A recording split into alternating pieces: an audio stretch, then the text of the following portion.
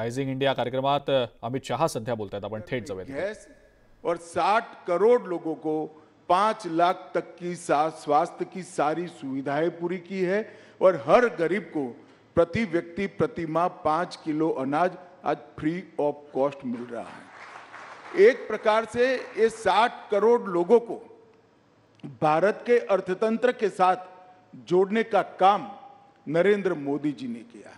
ये 10 साल के अंदर ही देश जिसकी बड़े समय से राह देखता था कि भारत अपने अर्थतंत्र को दुनिया की तालिका में बहुत आगे पहुंचा है। अटल जी 11वें नंबर पर छोड़कर गए थे। अर्थशास्त्री मनमोहन सिंह जी ने 10 साल में 11वें का 11वां मेंटेन किया और मोदी जी ने 10 साल में 11वें नंबर से 5वें नंबर पर पहुंचा है। और मैं आज आपके कार्यक्रम के माध्यम से देश की जनता को कहने आया हूं, ये मोदी गारंटी है, तीसरे कार्यकाल का आशीर्वाद दे दीजिए। हम तीसरे नंबर की आर्थिक ताकत दुनिया की बन कर रहे हैं। ये 10 साल में भारत मैन्युफैक्चरिंग का हब बना है। ये 10 साल में डिजिटल क्रांति सब्जी वाली से लेकर बड़े बड़े कॉरपोरेट तक ट्रांसलेट कर गई है।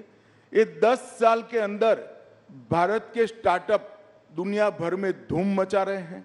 ये 10 साल के अंदर ही एक सर्वग्राही, सर्वस्पर्शीय और सर्वसमावेशी शिक्षा नीति का आगाज हुआ है, जो अपनी भाषाओं पर तो गौरव करता है, दुनिया भर की आधुनिक से आधुनिक चीजों को समाहित करते हुए विश्व के मंच पर भारत के युवा को खड़ा रहने की ताकत देता है।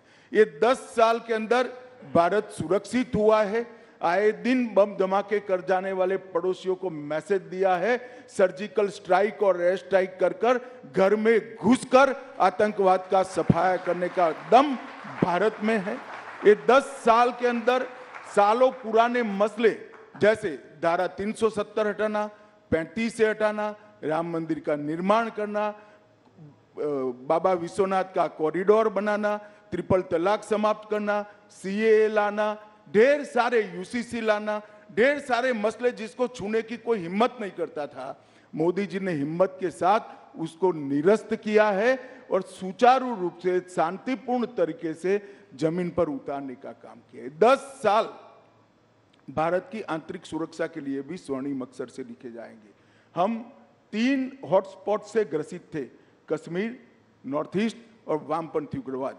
मोदी जी के समय में ये 10 साल में कश्मीर, वामपंथी उग्रवाद के क्षेत्र और नॉर्थ ईस्ट, ये तीनों जगह पे लगभग 75% हिंसा कम हुई है और वहाँ विकास का शुरुआत हुआ है।